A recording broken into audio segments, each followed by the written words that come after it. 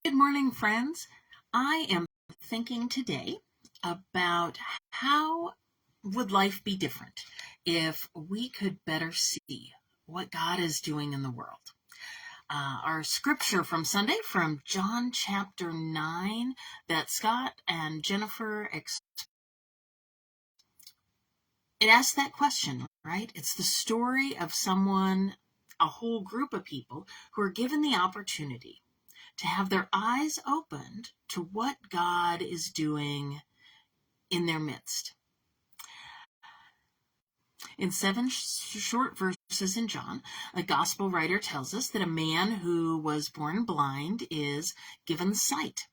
But after that, the next 30 some verses are all about the disagreements that are happening after the healing takes place. And that's kind of fascinating, isn't it? It makes us realize that maybe the most important part of this story isn't the physical healing takes place. Instead, it reveals how harmful theology, the ways that we believe who God is and how we put those into work in our world, sometimes those can be harmful. Sometimes they can get in the way of seeing where God truly is at work in the world. And sometimes that can narrow down into such strict ways of saying, this is God and this isn't, that we can completely miss seeing where God is at work. So, at one level, this story is about resistance to change. One of our pieces of artwork that we're sharing this week that goes along with this story is one that has a man and there are hands pointing fingers and there are questions written beside those. And these are questions that the artist imagines coming up and being spoken after the man has been healed. Why did God heal you? What did you do to cause this? Who sinned? All those kind of things that are said. And the artist was wondering, what would this story look like if better questions had been asked? What if his neighbors all along the way had asked him, how do you feel? What are you struggling with? What if the crowd was asked, what are you afraid of? What if the Pharisees in this had asked themselves, what if what we believe about God is more about us than it is about what God is doing? What if it's time to change? This man has new insight in the middle of a situation where things are being seen very narrowly. And it makes us ask the question, can we seek understanding without objectifying people in the process? One of the commentaries on this points out that while this story says the man is blind, and it points in time, sometimes blindness was seen as a curse or a punishment for sin. What's happening in the story most is what we would call an apocalypse, a revelation of the nature of Jesus and the heart and mind of God, an unveiling, a new seeing. It challenges what the people think about who God is, and ironically, the ones who have had physical sight all along are the ones who are most unable to see what God is doing in this story. What's most important is, ironically, not that the man is healed and able to see, although that is important and life-changing for him. It's the revelation of who Jesus is. And Jesus is revealed to this man in a way that those around him are seemingly unable to comprehend. He is offered a new life, and the whole community is offered this new understanding of who God is and how God works. It's a new day for everybody, not just the one who was blind. Now, they struggle to receive that, right?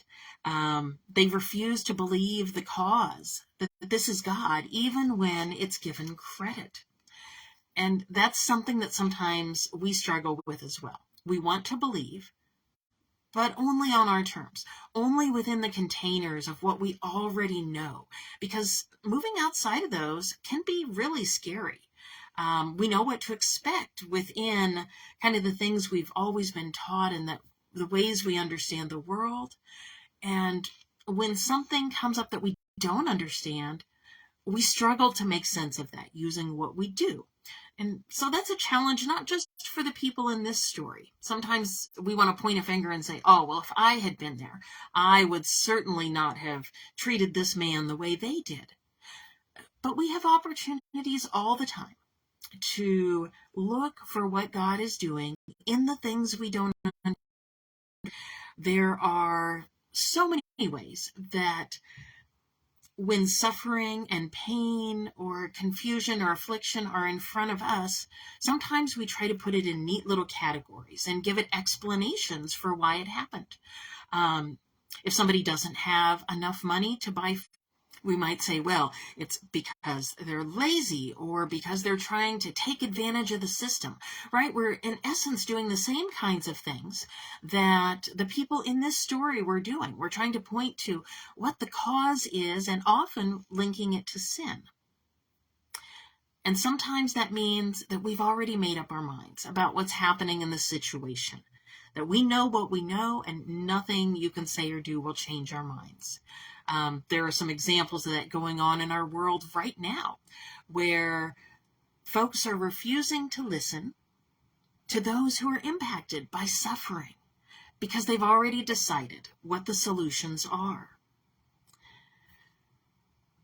The truth is, sometimes we don't know, but we hope that maybe we could know more, that maybe we could understand more, maybe we could see ways God is at work.